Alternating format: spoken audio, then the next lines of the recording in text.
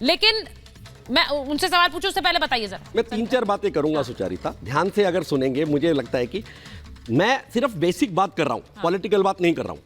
आपने जब शुरुआत करी ईडी पर अटैक किया, ईडी पर 2000 लोग आते हैं, सिर्फ वोट देते हैं लोगों के, उसके बाद से ये केस निकल कर आया और वो थोड़ी सी ऑक्सीजन का काम करती है और वहां की महिलाओं की हिम्मत बनती है।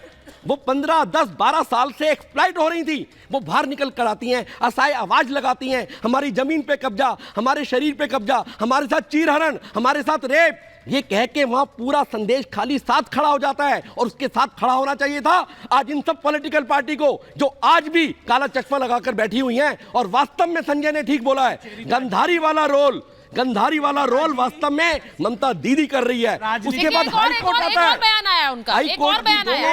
आज वो बात शाहजहां पर बंगाल को बदनाम करने का प्रयास किया जा रहा है। दुष्यंत जी प्लीज मैं एक बार आप सबको बता दूं कि थोड़ी एक मर्यादा शो की रखिए।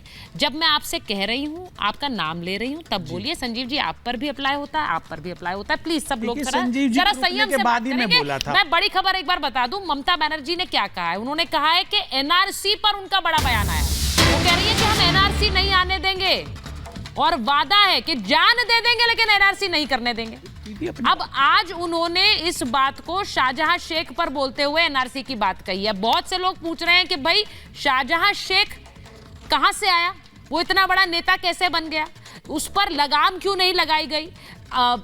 गैर कानूनी तरीके से जो लोग बॉर्डर पार करके इधर आते हैं, क्या उन्हें बसाने का एक व्यवसाय भी कर रहा था शाहजहां शेख। ये सवाल और ये आरोप बार बार लगता है। और आज ममता बनर्जी कह रही है हम एनआरसी नहीं होने देंगे। क्यों नहीं होने देंगे एनआरसी? जल्दी से बोलिए, फिर वही संजय मिश्रा। सुचारिता ने 3 दिन पहले जो प्रोग्राम किया था उसमें ये बोला था, क्या शाहजहां शेख का जो लाइन है क्या वो सीएए और एनआरसी की तरफ जा रही है, और आज वो प्रूव हो गया। देखिए ये डाइवर्ट करते हैं, वास्तव में यही बात है। और एक बार और वैचारिक रूप से मैं आपके करोड़ों दर्शकों को कहना चाहता हूं सुचारिता, शायद डबल इंजन की सरकार की कमी की वजह से ये सीबीआई सीआईडी 2 सरकारों का आपस में तालमेल ना होना और ये सारी चीजें जो इतने बड़े रूप में निकल कर आ रही हैं, ये डबल इंजन की सरकार ना होने की वजह से है। लोगों ने ठान लिया है, मुझे लगता है कि कम से कम हम ममता को तो दोबारा नहीं आने देंगे जिसने इतनी दुर्गति कर दी, इतनी दुर्गति कर दी। ठीक है, अब एक बार हर हिंदू ने ठान लिया। ठीक है, एनआरसी को लेकर इस समय बयान देने की क्या जरूरत है, संजय जी बताइए जरा। संजय मिश्रा जी ये देखिए, मैं थोड़ा सा निष्पक्ष होकर के बात रखना चाहता हूँ सुचारिता जी। मैं किसी भी दल की बात नहीं करना चाहता। मैं ये कहता हूँ कि ये सवाल जो शाहजहां शेख के ऊपर है, ईडी के ऊपर जो अटैक का मामला है या जो महिलाओं की तरफ से जो आरोप लगे वो सब पे कार्रवाई होनी चाहिए।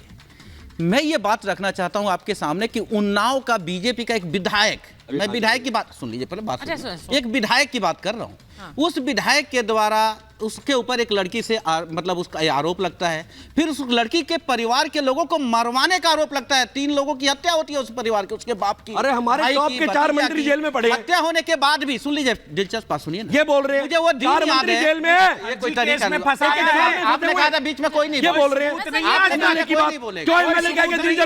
संजीव जी प्लीज। 4 मंत्री जेल में। संजीव जी फिर मैं आप ही से बात कर लेती हूँ, बाकी सबको बोल देती हूँ। डिबेट के रूल्स का पालन कर रहा हूँ मैं ये कह रहा हूँ, मुझे वो दिन याद है टीवी के ऊपर नेशनल चैनल पे रात के 12 बज रहे थे। उत्तर प्रदेश के डीजीपी के साथ उन्नाव का विधायक मिल करके उनसे मीटिंग करके निकलते हैं, प्रेस मीडिया से बात करते हैं, उसके भी 5 दिन के बाद अरेस्टिंग होती है और पार्टी से निकाला जाता है 6 महीना बाद। 6 महीना बाद जेल जाने के बाद पार्टी को 6 महीना लगता है निकालने में। ये सुनिए सर बात को, क्या बेकार के इधर-उधर की बात कर रही है, कार्रवाई करते हैं जो आप कार्रवाई कर रहे हैं और जिसे मांग कर रही है महिलाओं का मामला है, ठीक है, वो हमारी बहनें हो सकती है, हमारी माताएं हो सकती हैं। मैं ये कह रहा हूँ राजनीति मत करिए। मैं कह रहा हूँ शाहजहां शेख यदि गलत है उसको फांसी पे चढ़ा दीजिए, राजनीति नहीं करना। जनता पार्टी को सुनिए संजय मिश्रा जी, और एब्सोल्युटली रॉन्ग, आपके फैक्ट्स गलत हैं। राजनीति ना करना वो होता है कि जब पहली महिला ने आरोप लगाया था कि उसके साथ बलात्कार हुआ, प्रताड़ना हुई, तो एक महिला मुख्यमंत्री को आकर कहना चाहिए था जांच होगी। उन्होंने उन आरोपों पर सीधे कह दिया ये राजनीति से प्रेरित है। ये नहीं होना चाहिए था, ये कहना चाहिए था कि नहीं, एक मुख्यमंत्री को दिखावे के तहत ही कह देती कि हाँ जांच करेंगे। उन्होंने नहीं कहा, मामला वहीं से उठा है। अगर मैं आपसे सीधे ये कह रही हूं, अगर एक महिला आती तो समझा जा सकता था। इतनी महिलाएं सड़कों पर उतर गई है कि हमारे साथ शोषण हो रहा था और तब भी कोई मानने को तैयार नहीं है। ये सारी राजनीति से प्रेरित है और फिर भी शाहजहां शेख को बचाने की कोशिश हो रही है। शायद आपने मेरी बातों को शायद आपने थोड़ा सा मतलब इग्नोर कर दिया। एक बड़ी खबर बता रही हूं, राहुल गांधी को चुनाव आयोग ने एडवाइजरी दी है। ये इस वक्त की बड़ी खबर है। क्या एडवाइजरी दी है कि प्रधानमंत्री मोदी पर आप संभल कर बोले, तथ्यों के साथ बयान दे राहुल। दिल्ली हाईकोर्ट के एक आदेश के बाद चुनाव आयोग ने राहुल गांधी को एडवाइजरी जारी की है। दिल्ली हाईकोर्ट के आदेश के बाद ये एडवाइजरी जारी की गई है दुष्यंत जी कि आप संभल कर बोले। आज ही उन्होंने जो उद्योगपतियों का कर्जा माफ किया है उसके ऊपर बोला है। ANI पर बाइट आई है।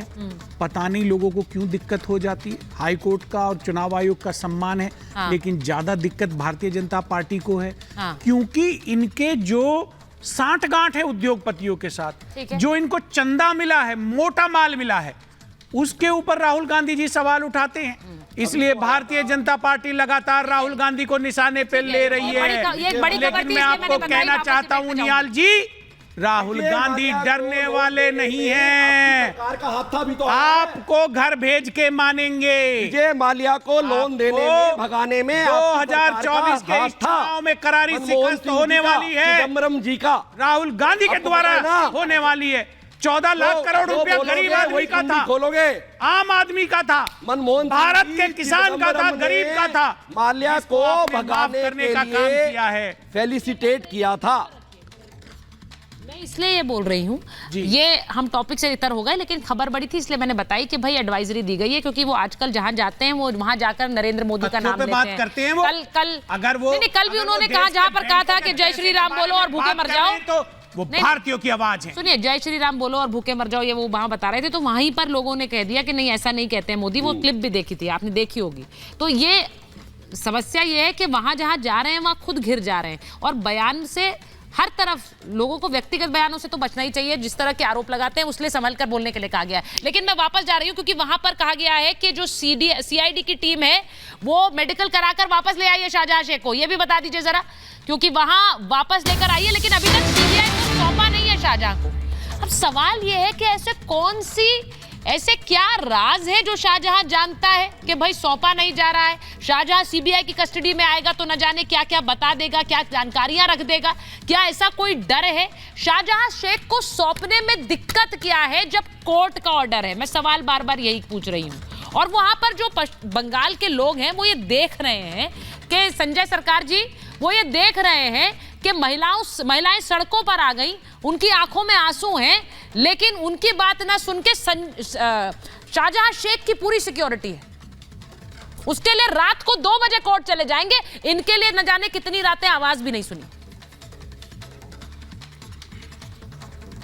सुनिए, संजीव बुनियाल जी के जवाब हम दे देते हैं उसके बाद में। ये व्यक्ति का नाम है निमाय राय है, वो संदेशकाली में भारतीय जनता पार्टी का सचिव है। इस आदमी 50-50 हजार रुपया देकर बांग्लादेशी से घुसपैठिया घुसाते थे, ठीक है। और दूसरा नंबर बात है, बॉर्डर स्टेट गवर्नमेंट नहीं देखता है, बॉर्डर जो देखता है BSF देखता है। BSF अरेस्ट हो चुका है। क्यों छुपा रहे हो? BSF बॉर्डर देखता है। BSF छुपा रहे हो? कौन है? BSF छुपा रहे हैं, मुंह नीचे करिए ना कागज मिनिस्टर, और उसको छुपा रहे हो? Intelligence bureau. ठीक है, ममता ने गलत किया है, मुंह मत छुपाइए, मुंह दिखाइए रिपब्लिक के करोड़ों दर्शकों को, अपना चेहरा दिखाइए, अपना चेहरा दिखाइए। क्यों छुपा रहे हो संजय? संजय बाबू नीचे करिए, मुंह क्यों छुपा रहे हो?